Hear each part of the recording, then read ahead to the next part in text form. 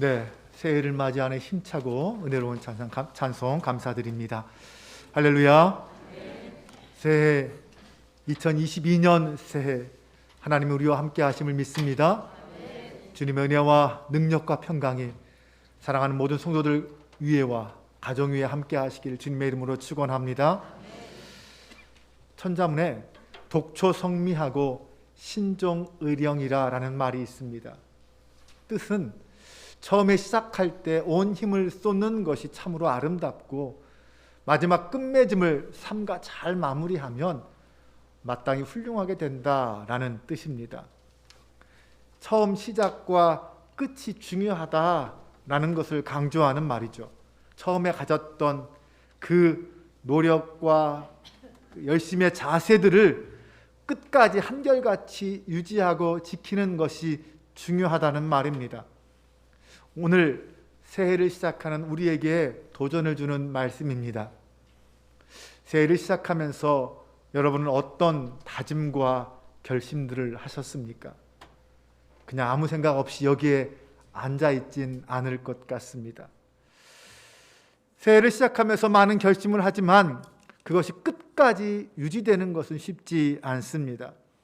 여러 가지 많은 결심을 하는 것도 중요하지만 한 가지 결심을 끝까지 지키는 것도 아주 중요합니다.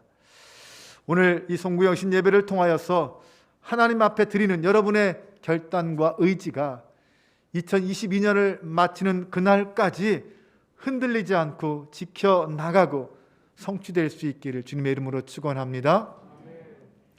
오늘 본문은 누가복음에서 공식적으로 예수님의 공생의 첫 사역을 알리는 이야기입니다. 물론 앞장인 누가복음 3장에서 예수님이 세례 받으시는 장면이 나오고 4장 앞부분에서는 광야에서 시험받는 이야기가 나옵니다. 그리고 14절과 15절에서는 갈릴리 사역에 대한 이야기를 하고 있습니다. 회당에서 가르치시고 칭송을 받으셨다라고 말합니다. 그러면서 오늘 본문 16절부터는 고향인 갈릴리 나사렛에서 안식일에 회당에 가서 말씀을 읽고 설교하신 내용들을 구체적으로 설명하고 있습니다. 누가복음에서는 실질적으로 공생의 사역의 첫 시작을 이 고향 나사렛에서의 사역으로 말하고 있습니다.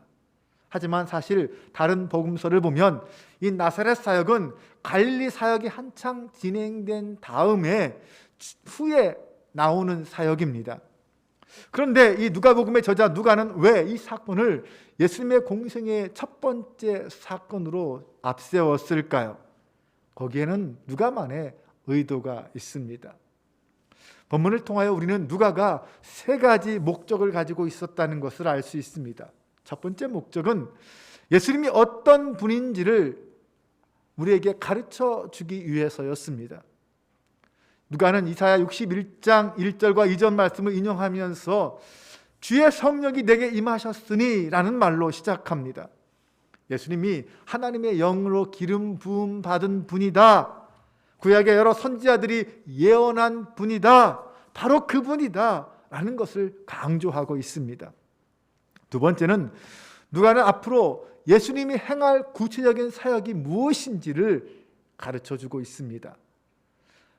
18절 이하를 보면 주의 성령이 내게 임하셨으니 이는 가난한 자에게 복음을 전하게 하시려고 내게 기름을 부으시고 나를 보내사 포로된 자에게 자유를 눈먼 자에게 다시 보게 함을 전파하며 눌린 자를 자유롭게 하고 주의 은혜의 해를 전파하게 하려 하심이라.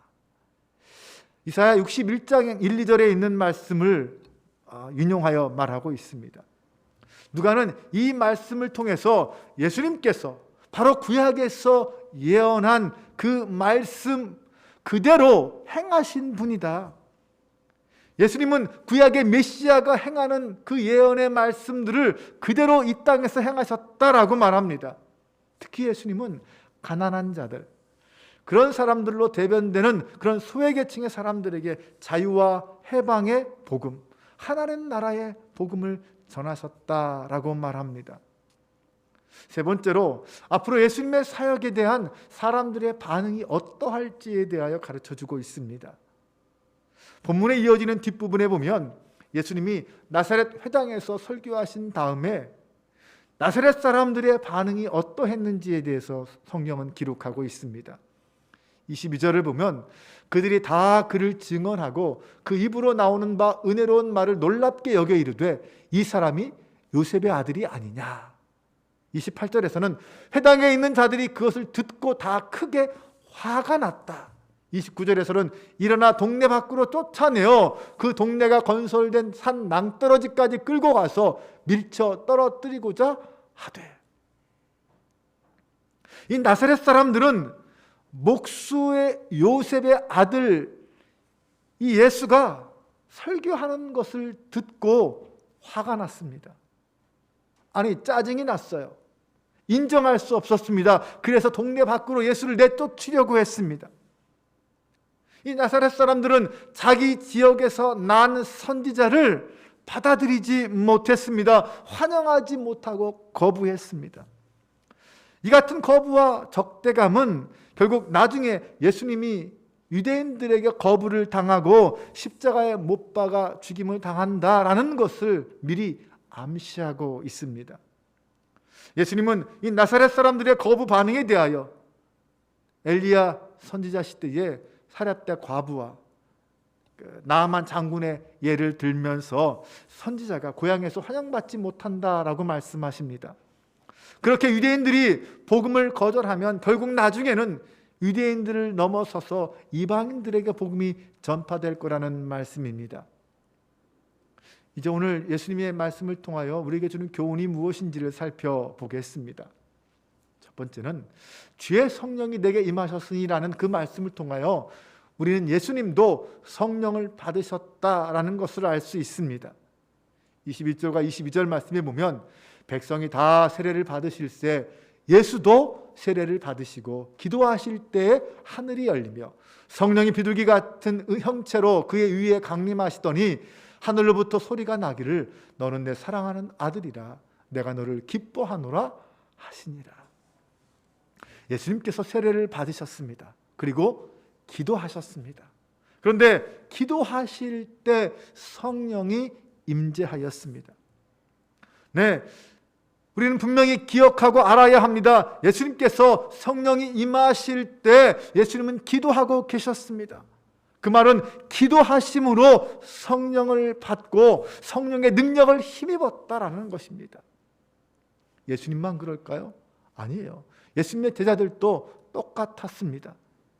사도행전 2장을 보면 오순절 성령 강림 사건이 나옵니다. 예수님이 승천한 이후에 120명의 성도가 마가의 다락방에서 기도하기 시작했습니다.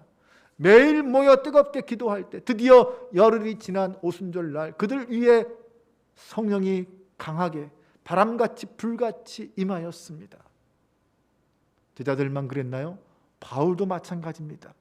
바울에게 임한 성령의 사건도 마찬가지입니다. 사도행전 9장에 보면 다메섹으로 가는 길에 예수님을 만난 바울은 앞을 보지 못하는 상태가 됩니다. 그래서 사람들의 손에 이끌려서 다메섹의 직가라는 거리로 가게 됩니다. 거기서 바울은 기도하기 시작했습니다. 그렇게 바울이 기도하고 있을 때 아나니아가 직가로 찾아와서 바울에게 안수합니다. 그때 바울은 성령의 충만함을 입고 그의 눈이 띄어지는 은혜를 경험하게 됩니다. 이런 일들을 다 종합해 볼 때 우리는 기도와 성령 충만 그리고 사역이라는 이 하나의 도식을 이해할 수 있습니다. 기도할 때 성령 충만함을 입게 되고 그 성령의 충만함으로 하나님의 일을 감당하는 사람이 된다라는 것입니다. 하나님의 일을 하는 사람, 섬김과 봉사의 사역을 하려는 사람에게 반드시 필요한 것이 있다면 그것은 바로 성령의 충만함입니다. 성령이 도와주시지 않으면 우리의 사역은 온전할 수 없습니다. 성령의 임재, 성령 충만이 그래서 중요합니다. 하지만 그냥 되지 않습니다. 거기에는 기도라는 수구가 있어야 합니다. 간절한 마음으로 기도할 때 기도하는 자에게 하나님의 성령은 충만하게 임재하여 주십니다. 여기서 기도는 내 뜻을 이루고자 하는 이기적인 기도가 아니라 하나님의 뜻을 이루고자 하는 기도, 하나님의 뜻에 합당한 기도를 말합니다. 하나님의 나라와 의를 구하는 간절한 기도에 하나님의 영이, 성령이 우리 가운데 임재한다는 사실을 기억해야 합니다. 두 번째로 예수님이 나사렛에서 행하신 첫 공생애의 사역은 말씀을 읽고 풀이하는 사역이었다는 것입니다. 당시 회당은 유대인들이 서로 모여서 친교하고 그리고 기도하고 예배드리고 교육하는 장소였습니다. 그런데 그런 회당에 예수님은 빠짐없이 그 모임에 참석하고 있었습니다. 어릴 때부터 회당에서 성경을 읽고 해석하는 일을 계속 해오셨습니다. 코로나로 인해서 사회적 거리두기의 상황은 우리로 하여금 마음 편히 예배드리지 못하게 했습니다. 오늘도 많은 분들이 이 송구역신 예배에 참석하지 못하고 있습니다. 이렇게 여러 가지 이유로 마음껏 성전에 나오지 못하지만 우리의 공적인 예배의 자리는 이 예배당 성전이라는 것을 잊지 말아야 합니다. 어쩔 수 없는 상황에서 가정에서 영상으로 예배드릴 수 있지만 그것은 코로나라는 어쩔 수 없는 상황 때문이었습니다. 우리는 흔히 삶의 예배를 이야기합니다. 하지만 삶의 예배의 근본도 성전 예배라는 것을 잊지 말아야 합니다. 모든 성도들이 함께 한자리에 모여서 함께 찬양하고 기도하고 말씀 듣고 예배하는 것, 이것이 모든 예배의 기본 자세요 근거입니다. 그렇다고 해서 예배의 자리가 공간적으로 제한을 받아서는 안 될 것입니다. 교회에서만 예배드릴 수 있고 교회 밖에서는 예배드릴 수 없다라고 생각해서는 안 됩니다. 너희는 너희 몸을 하나님이 기뻐하시는 거룩한 산 제물로 드리라. 이는 너희가 드릴 영적 예배니라 라고 했습니다.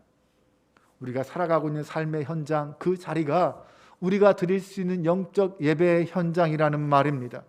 거기에서 거룩한 산 제물로 살아가야 한다는 거죠. 그 자리도 예배의 자리가 되게 만들어야 한다는 것입니다. 오늘은 2022년 새해 첫날입니다.